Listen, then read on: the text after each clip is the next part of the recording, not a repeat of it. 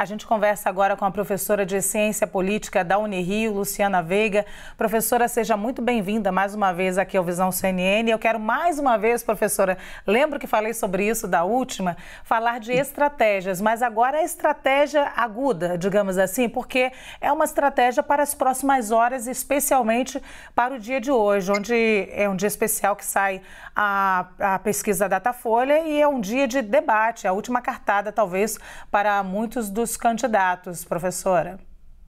Isso. Boa tarde, Luciana, boa tarde, Sidney, prazer estar aqui. Então, eu até brinquei, né, que agora os candidatos estão na raspa do tacho, né, naquela que a gente fala no interior, quando você mexe o doce e ali é o que está sobrando.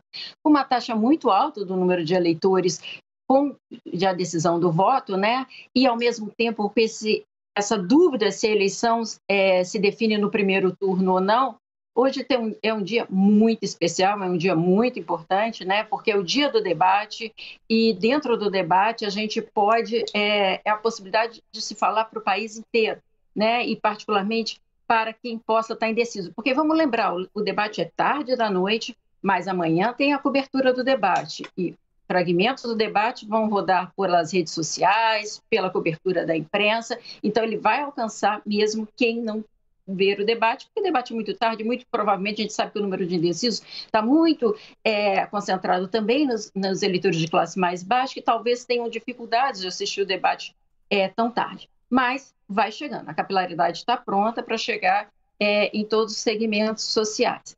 A gente vê os candidatos muito focados em Minas, e em São Paulo, no Sudeste, porque ainda no Sudeste, né, a gente volta porque a gente falava antes, né, o Sudeste não só tem o maior número de eleitores, como apresenta uma volatilidade eleitoral muito grande, de 18 para cá, os números de mudança de voto em Minas, que votou em Bolsonaro, que agora vota em São Paulo, Minas, São Paulo e Rio de Janeiro são muito grandes, né, são dos maiores do estado. Além disso, é onde teve a maior abstenção eleitoral em 2018, na região Sudeste, né? E concentra também o maior número de indecisos. Então, os olhares estão muito para a região Sudeste também. Professora, sigamos aí o seu raciocínio, boa tarde antes de mais nada, né? Sigamos o seu raciocínio, imaginando os tais recortes, né? Tem o debate, quem assiste, às vezes assiste, não pega direitinho aí uma parte, mas vai depois pro celular, né? Principalmente no dia seguinte. E tem lá os recortes dos definidos, né? Então quem quer o candidato lá do Partido Roxo ataca o outro que é do Partido Azul Claro e tem esse embate todo. E o indeciso pode continuar indeciso. Porque ele vê um recorte e fala assim, não, isso aqui tem razão. Opa, mas isso aqui também tem. E o que vale são os indecisos, porque os definidos provavelmente vão permanecer já sentados ali em cima aguardando o dia para votar, né? A senhora acha que os indecisos, esse índice de indecisos pode diminuir em quanto percentualmente? Então, olha só, isso que você colocou é bastante importante, porque existem as bolhas, né? A ideia que você está colocando existem as bolhas. Então, por exemplo, o presidente Bolsonaro vai gerar um material, ele já pensa ao falar em gerar material para a sua rede, ex-presidente Lula idem, né? E aí eles vão entrando e vão mobilizar as suas redes. E isso é importante para reafirmar o voto. Só que uma dessas pessoas que está nessa rede vai chegar ela para um conhecido que é indeciso e com a credibilidade dela, pessoa amiga desse, ela consegue trazer esse voto indeciso.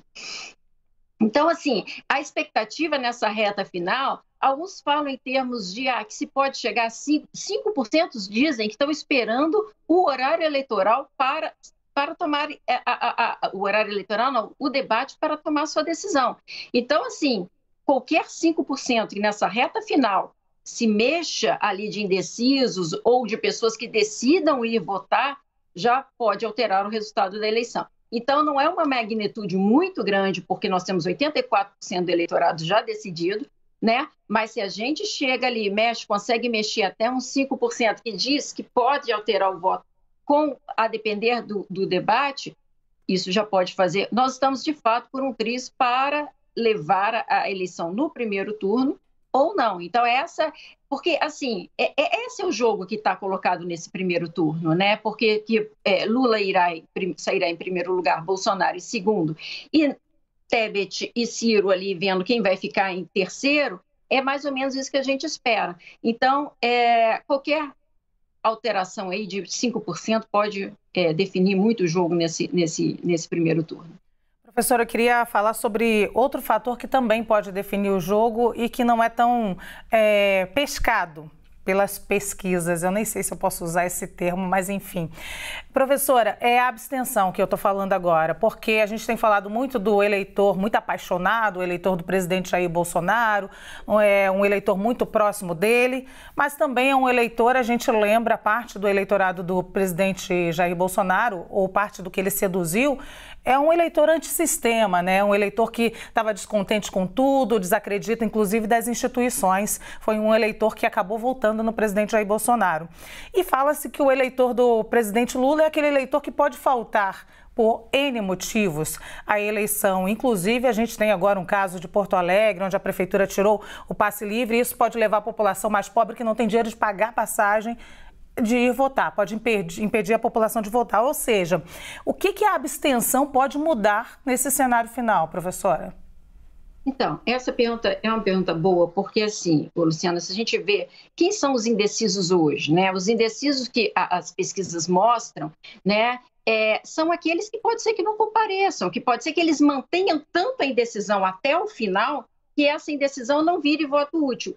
E não vire voto válido. E não virar voto válido pode ser tanto que ele desista de votar, como ele chegue lá, voto nulo ou branco.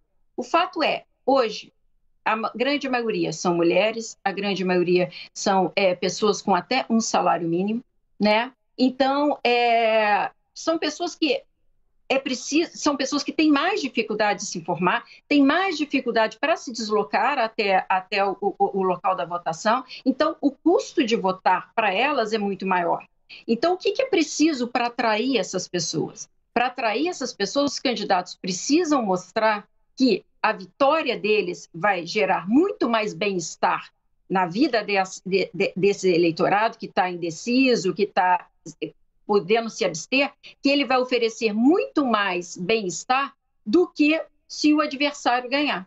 Ele precisa perceber que ele ganha alguma coisa indo votar com a vitória de um e a derrota de outro. Então, a gente vê, por exemplo, uma coisa que me chamou a atenção, por exemplo, foi Simone Tebet dizendo sobre perdão de dívida, negociação de dívida das pessoas com até um salário mínimo, 2 salários mínimos. Esse é o tipo de, apenas para exemplificar, né? É um tipo de razão para o voto para aqueles que ainda não sabem se vale a pena votar ou se não vale a pena votar. Então, talvez essas estratégias mais focadas, que mostrem como as pessoas de classe mais baixa podem ter ganhos com a vitória de um ou de outro, são atrativos muito importantes nessa reta final. Com certeza, você jogou luz aí para nossa reflexão e do telespectador também, que é eleitor em maioria, né? Agradecemos a cientista política da Unirio, Luciana Veiga, pela entrevista. Uma boa tarde para a senhora. Boa tarde, gente. Obrigada. Até mais. Obrigada pela oportunidade. Prazer nosso.